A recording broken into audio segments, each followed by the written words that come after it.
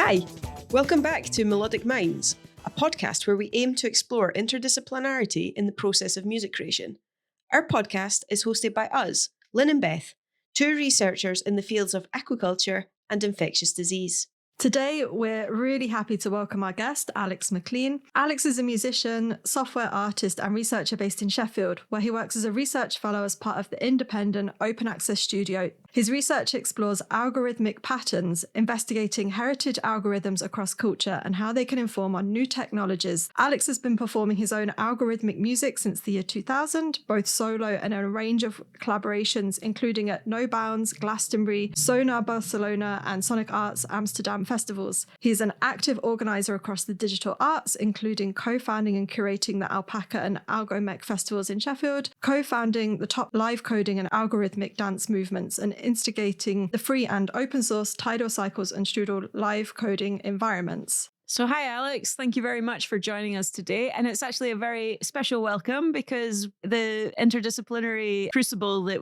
Beth and I met on, you were also on. It's nice to have you here as well as a guest on our podcast. Yeah, thanks so much for inviting me on, and sorry for that tongue twister. It works better written down. No, it's great. And we're looking forward to hearing more about it today as the discussion progresses. I wondered if I could kick it off with, what does the term interdisciplinarity actually mean to you? Yeah, I think it's actually quite tricky. I do call myself an interdisciplinary researcher, but it's kind of one of those things which is defined against something else, which I suppose is disciplinarity. And also you could say being disciplined is probably a good thing in research, but I'd probably think of myself as being quite undisciplined and disciplinary. I guess it means finding it quite hard to find a traditional venue for your research, like trying to find a conference for delivering this strange thing that you've done with all kinds of different collaborators. Yeah, I suppose for me, I feel I don't really do interdisciplinary research, but I'm a kind of interdisciplinary person in that I like to connect different disciplines and then make new ones in between them in particular, and focus on collaboration between people rather than between fields, and sort of work on collaborations where you kind of follow your nose and end up in places which might be quite outside your comfort zone. So yeah, I'd probably kind of define it in that kind of way rather than in a neat soundbite. It's something which is sort of quite a vague, open approach to research and innovation. I think that's actually a really nice kind of way to look at it as well. Rather than focusing on that discipline and boxing things into particular things, looking at it as bringing people with different thoughts and processes and backgrounds together to create something new or change something, I think is actually quite a nice way to look at that. Yeah, I think especially as I'd also describe myself as a technologist. And often when I come to a collaboration, that does put me in a box. Like people, the first thing they say is, oh, I'm not a coder or something like this. I'm not a technologist. And then you're kind of put in these roles where one person is kind of dealing with the technology and the other person is dealing with the ideas. But actually, I think we're all technologists. Like if I'm working with a choreographer, then kind of their body is a technology or their notation is a technology. Or if I'm working with a textile artist, then their loom is a technology, a very old, interesting one. And again, their notations and things like that. And so once you recognize that we're all technologists, we're all researchers, we're all innovators, then it puts you on a level playing field and you can sort of describe ideas together in a more open and balanced way. I think that that's a beautiful way to put it, that everyone is a technologist, and it's very easy to see people as sort of the top level of maybe one of the things they're coming to the area or place with. But what do you do when you're in these spaces to try and draw out of others some of these other creative practices or find common ground between the people that are part of the projects that you're involved with? Yeah, I suppose try and approach what they're doing as a beginner. And sort of, so for example, working with a weave, I think the only real way to understand a weaver is by doing weaving. So just getting stuck in and trying it out and kind of understanding it, not just in terms of my perspective as, for example, I have a background in computer science and you can come at a weave as a computer scientist. But if you only do that, then you don't understand what you're dealing with at all and it doesn't go anywhere. So actually getting your hands dirty and sort of contributing a beginner's mind to the collaboration then. So a weaver can then look at their practice from the point of view of someone learning it, as well as kind of gaining insights in terms of the unique. Everyone's unique, has a unique perspective on things. Yeah. I think in collaborations that I've been in part of before, we've definitely taken that approach where machine learners will come into the lab and see how we actually create the data that then they might be then working on problems to try and draw together and solve. And I think coming into something, knowing you're a beginner actually is quite freeing and allows you to ask different questions. And it also is quite nice to the other person involved in that. It makes them realize actually maybe how much they've learned or how much they know in a specialized way, that in your day-to-day, actually you're surrounded by people that are kind of on that same level. So it's actually quite nice to work with people that are coming in, because you realize sometimes how far you've come within that. And that can be quite freeing and open up other ideas as well.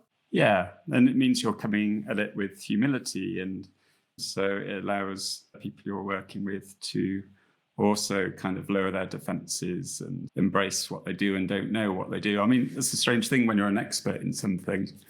You kind of have this real tacit knowledge about it, and this knowledge can be so close and so kind of ingrained in what you do that you might not be able to articulate it. And so it's really nice to explore these close collaborations so that you can see yourself and what you're doing from that unique perspective.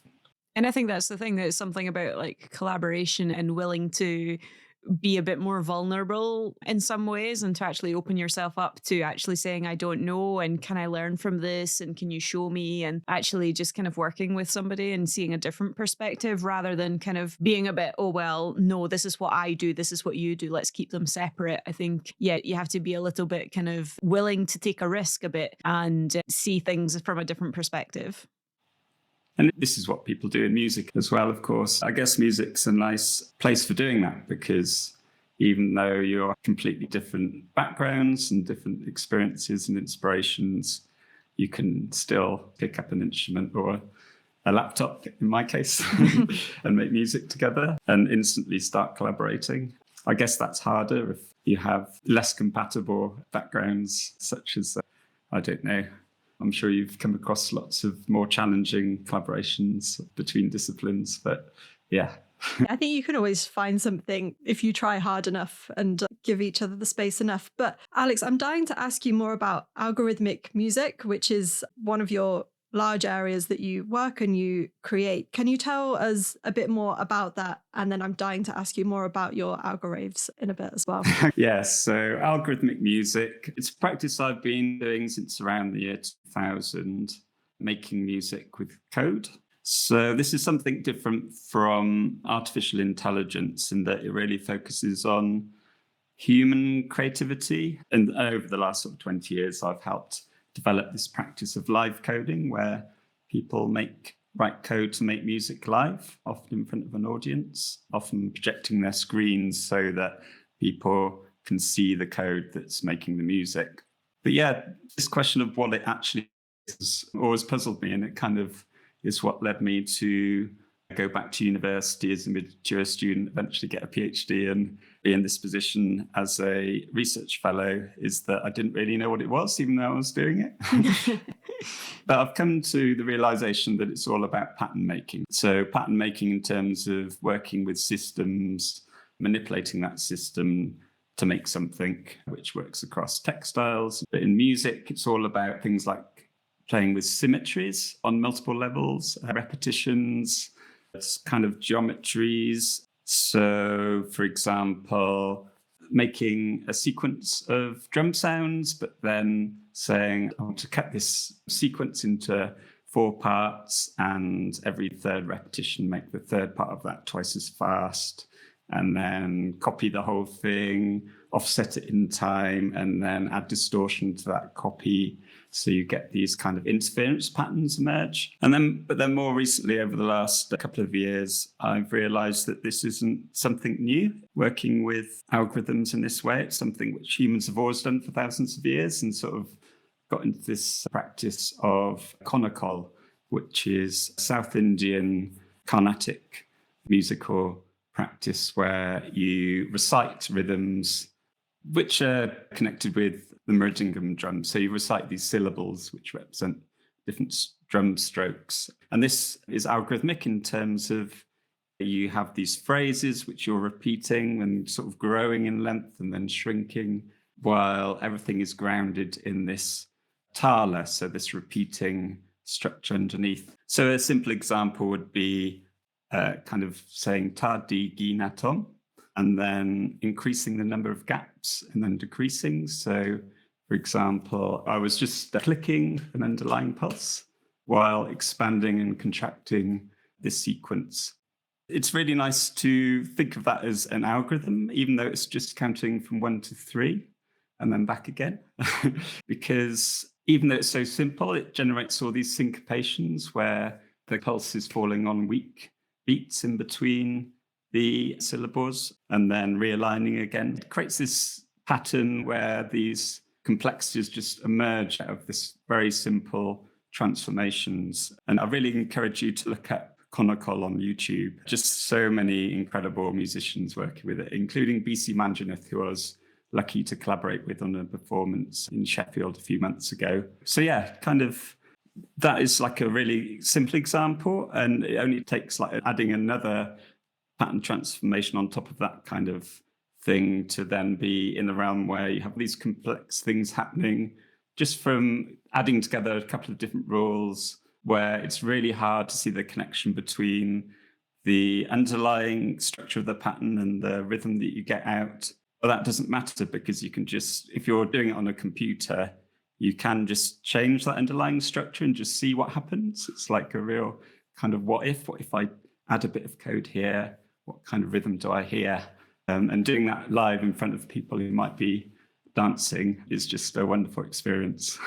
So yeah. Yeah, I had a look at some of the konnakol, the Carnatic music that you have been doing. I started on your website and then went on a whole YouTube rabbit hole with this because it's so captivating. Like, you start listening and actually I find it quite hard to turn away from it. And I don't know if it's just that pattern repetition, as you were saying. There's something innate that kind of draws people to patterns and you kind of just stay with it. But I think it sounds amazing. I really enjoyed that. How was it that you got into this? Can I ask, how was your journey and how did you actually establish into this field? Of algorithmic music or of... Yeah. So when I was an undergraduate, I did a computing degree. I kind of failed, actually. I ended up with an ordinary degree. But I met a friend who was getting into this generative music thing, Adrian Ward, and we got to know each other better after university, actually, and just formed a band and decided to start making music just with our own software. So we had this generative music manifesto.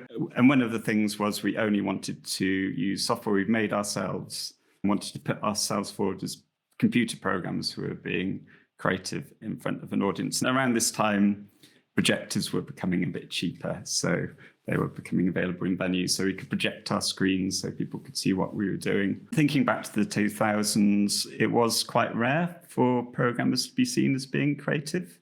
They were still seen as being dorky and just people who make software for other people.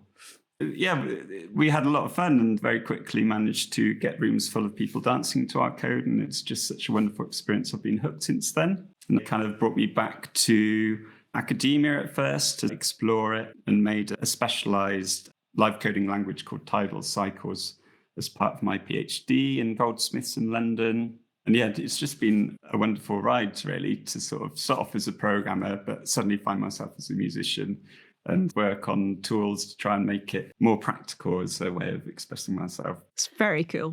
When you're creating the code and the music with audiences in front of you and you're projecting this code, do you expect anyone would be reading that code and understanding it? And do you get sort of feedback of what the audience are doing? Like, how does that work in real time?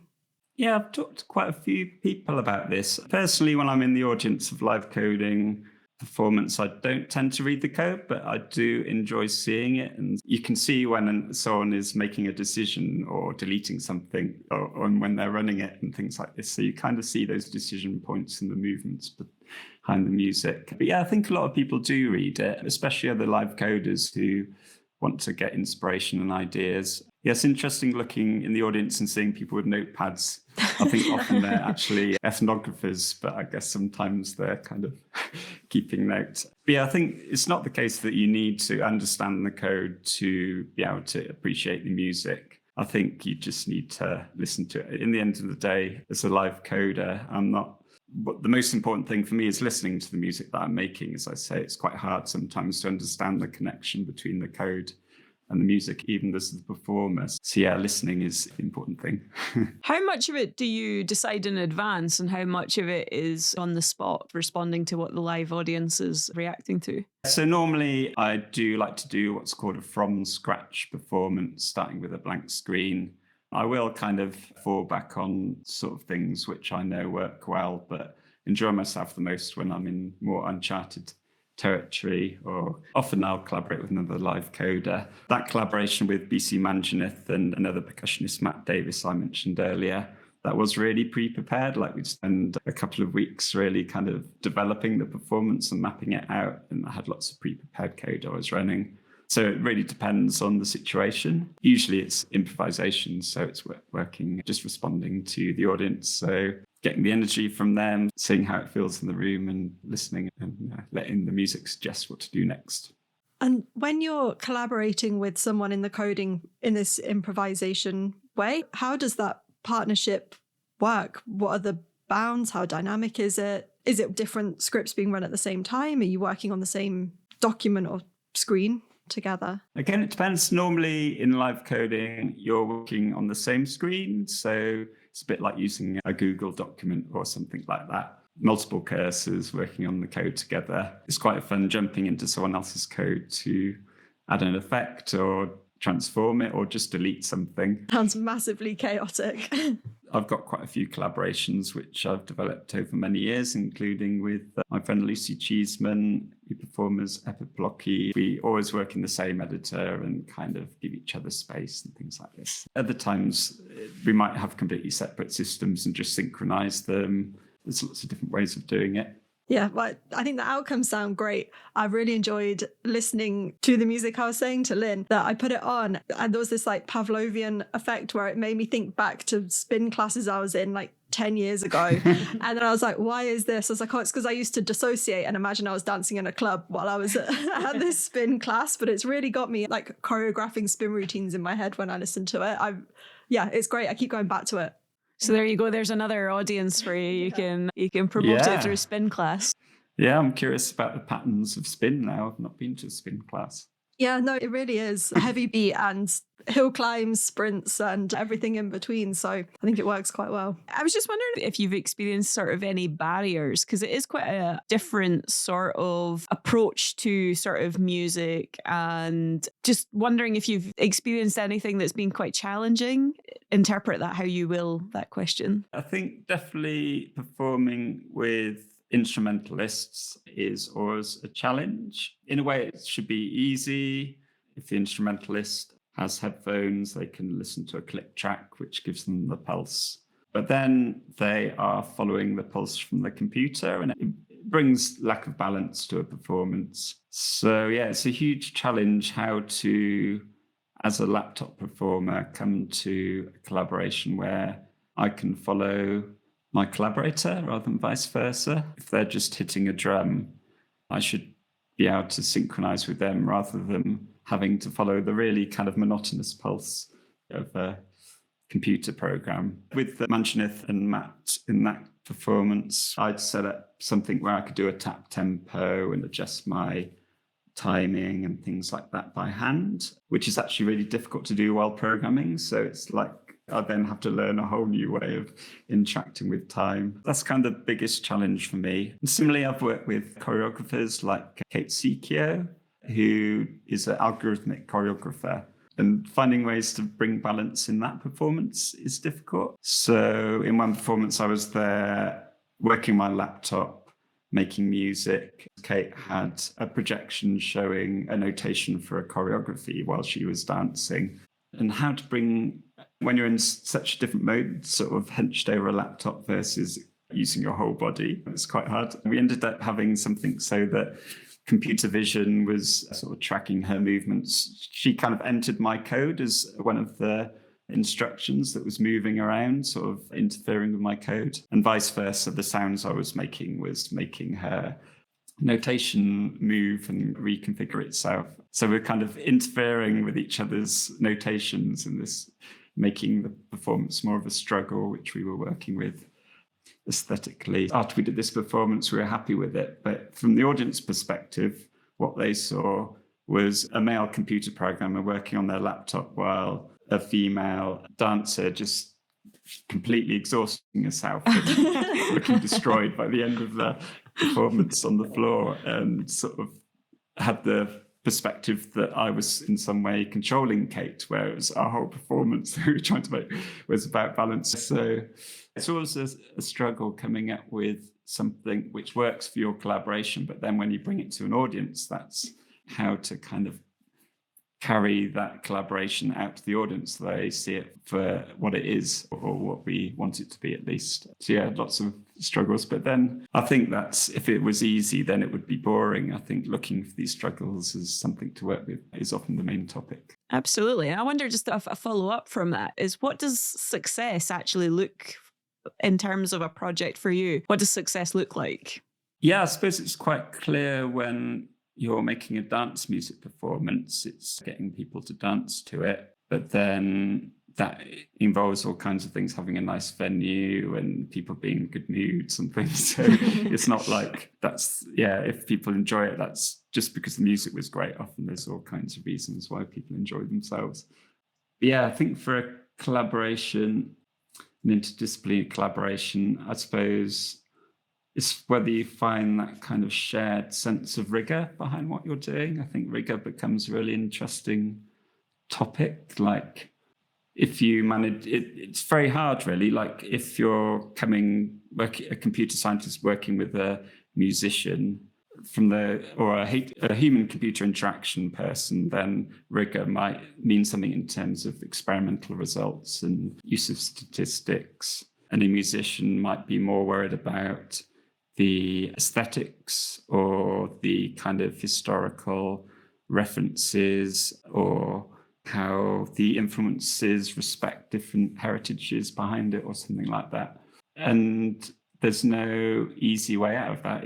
But if you can somehow bring together all these senses of rigor, or create a new one that respect all these things, it gives you an opportunity to see your own practice from someone else's idea of rigor, which can be really, really difficult, but just really, really positive in terms of what you learn about your discipline, blind spots, and identifying those and coming up with something that you're happy with from that perspective, I think, which, all the collaborators are happy with the results. It's almost impossible, but it's, when it works, it's great. Yeah, absolutely. But it takes you on some fun adventures along the way. Yeah. Alex, I was wondering, can we talk a bit about the Alpaca Festival that you organised and curated? I think maybe the first one was last summer. Is that right? We want to do it every 18 months. So the next one will be somewhere around May 2027. That was a collaboration with my friends Lucy Cheeseman, I mentioned earlier, Ray Morrison and Hazel Ryan, as well as lots of people working on the paper committee and stuff like that. So Alpaca Festival, it stands for the Festival of Algorithmic Patterns in the Creative Arts. It's huge fun. It was over a weekend here in Sheffield.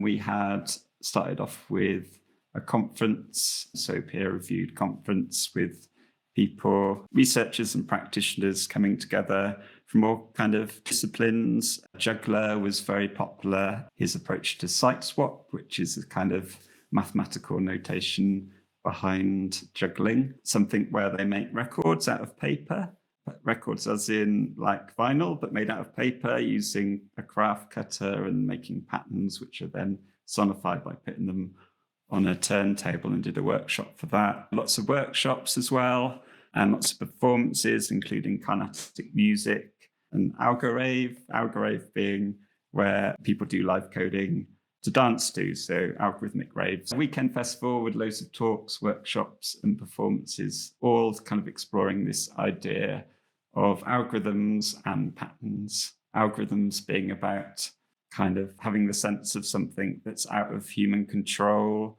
but patterns kind of grounds it in sort of craft. And so I treat them as synonyms, algorithms and patterns, but when you put it together, it kind of takes a contemporary theme and grounds it, I think, in heritage. Yeah, I saw when you were putting that together, you had this open call for people to apply for what they saw as their contribution in the theme of algorithmic patterns. And I was just wondering, by doing that, actually, did you get any surprising things that coalesced and came together through that you might not have foreseen beforehand? Definitely making music from paper. Yeah, let me think what else. I suppose I have spent a lot of the last few years really searching for these places where algorithms and patterns come together as part of my fellowship. So I think there wasn't anything super surprising, but it was gratifying and surprising in a way that people got on so well, and that this kind of emerging theme did emerge. I guess it was kind of set up as a festival which isn't just for bringing things together, but for connecting people and for kind of working out what the theme of the event is by running the event, if that makes sense. So we had ideas that we were putting together, but really left it up to the participants to really start defining what an algorithmic pattern really meant to them. So yeah, I was really surprised how many people brought ticket for the whole thing rather than individual events, and how I suppose one of the nicest thing was just outside the Algorave, we had these tables set up with some craft activities like kumihimo, which is Japanese braiding technique, and unit origami, where you sort of fold all these small units, which you then link together in these big constructions. And there were people who just arrived, sat down there and stayed there for the whole night, just like making things together. So yeah, I think just seeing how the festival is a place for people to meet and really connect through making and through pattern making, I think was the most sort of gratifying and surprising thing in a way. Yeah, it sounds like a really amazing way to link across cultures as well through the origami and some of the South Indian music. And I'm thinking maybe other parts of the world as well you work with, and it's a way to bring cultures together and these really traditional techniques, and then bring in the technology aspects as well. Is that something that you purposely do, or it just naturally is something that has kind of found you as well? Yeah, a bit of both, really. I suppose the thing about connecting across cultures, it does come naturally with pattern making, but there is the whole question of cultural appropriation which comes in. So it's kind of a nice site for really getting to grips with that. I'm working with my friend Paola Torres Núñez del Prado, who is a Swedish artist and researcher who is originally from Peru.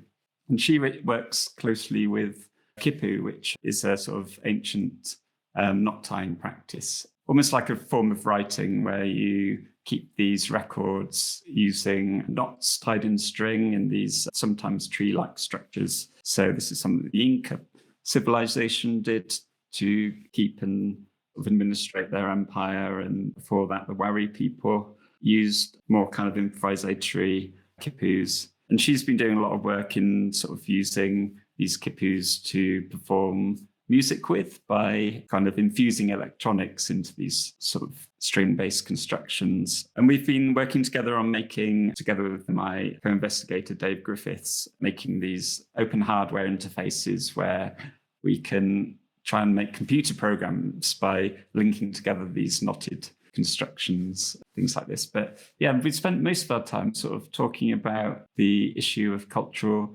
appropriation. Like, if I learn a pattern from another heritage, what does that mean? I think we've realized the most important thing was to name it as cultural appropriation, and then kind of takes power away from colonialism and things. But it's still an open question about what we're doing with this technology we're making. But it's kind of a way to open up proper exchange between cultures where you collaborate through these pattern making processes. And as long as you kind of don't sort of separate the technology from the political and social context that it comes from. I think it can be a real window into another culture that opens up proper dialogue and so on.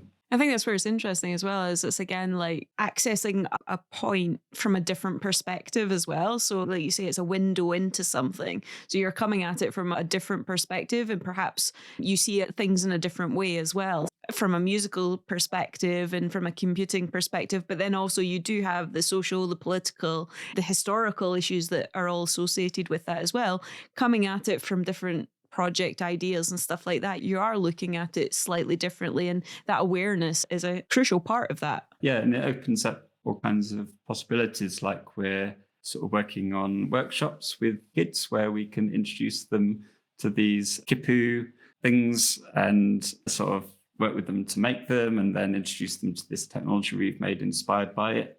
But then also talk about ways in which Andean and Peruvian societies organize, which has interesting connections with the structure of the khipu and how family groups make decisions and form these kind of high level groups called IUs. And yeah, so it allows kids in Europe to connect with other cultures in really deep and interesting ways. Do you ever turn that on its head? So you take your music or whatever it is you've created inspired by these cultural practices back into the communities that, you know, have driven what you've made, and have a dialogue that way?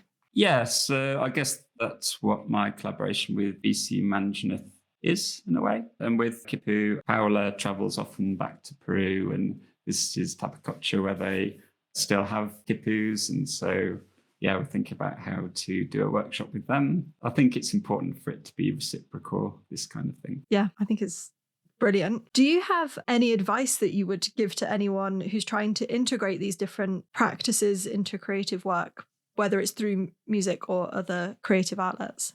I'm finding it hard to think what creative practices aren't interdisciplinary in a way.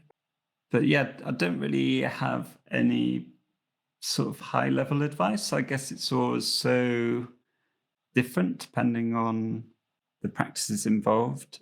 Certainly as a computer programmer, I guess there's often very easy ways to connect different practices just by thinking of things as data.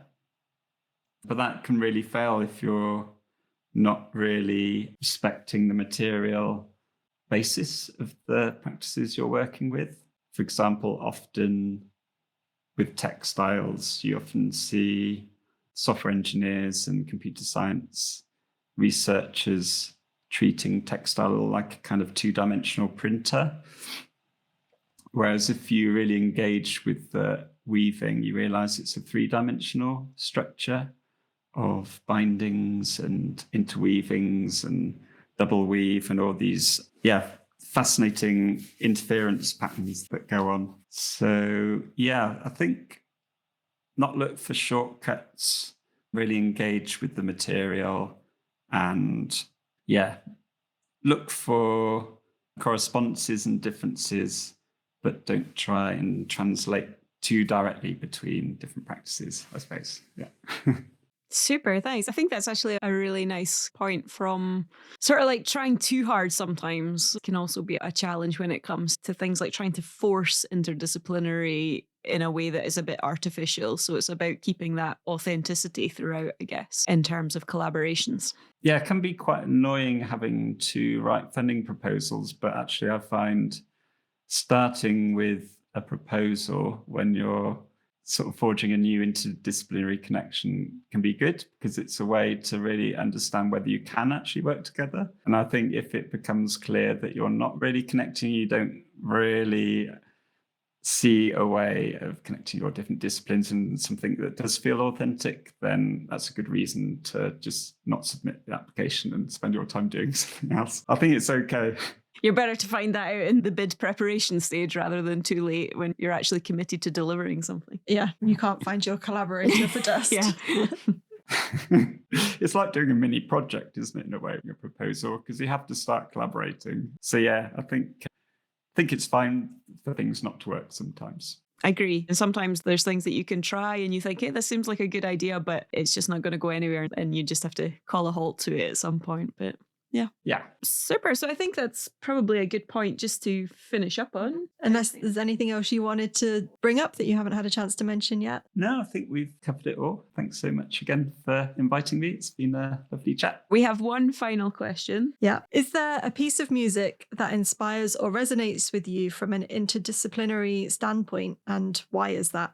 I think off the top of my head, nothing's jumping at me. Thinking again about that collaboration with P.C. Manshnith and Matt Davis, which is really at the forefront of my mind. There was one piece which I really loved, which was focused on what Manshnith calls the pyramid taler, which is a kind of new structure that he came up with, which just goes like 1 1 2 1 2 3 1 2 3 4 1 2 3 4 5 1 1 2 1 2 3 1 2 3 4 1 2 3 4 5, or with the konnakol tataka takita takadimi tatigina tom.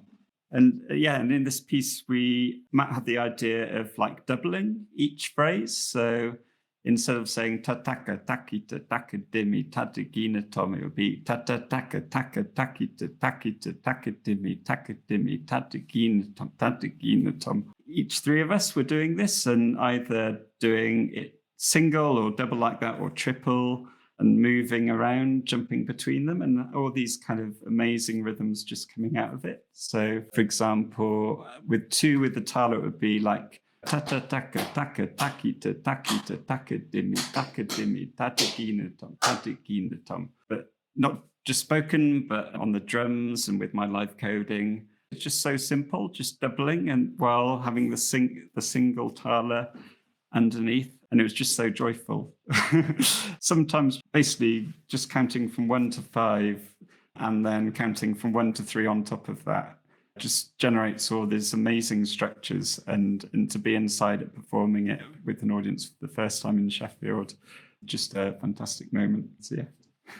Excellent. No, it sounds great. Yeah. Is there a recording of that we can hear anywhere?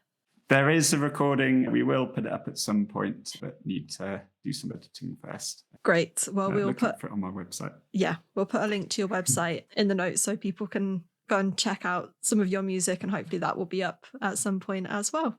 Yeah. Thank you very much, Alex. Thank you for your time. It's been great talking to you, and really enjoyed it. Thanks, Alex. This has been Melodic Minds. Thank you so much for joining us today. This podcast is executive produced by Lynn Falconer and Beth Mills, and our producer is Paola Gomez, with sound engineering and mixing also by Paola Gomez. We are supported by the UKRI Future Leaders Development Network. Special thanks to our guests, listeners, and everyone who makes this possible. If you enjoyed the episode, please rate, review, and subscribe from wherever you get your podcasts. Drop us a message at melodicminds@gmail.com or find us on socials at Melodic Minds.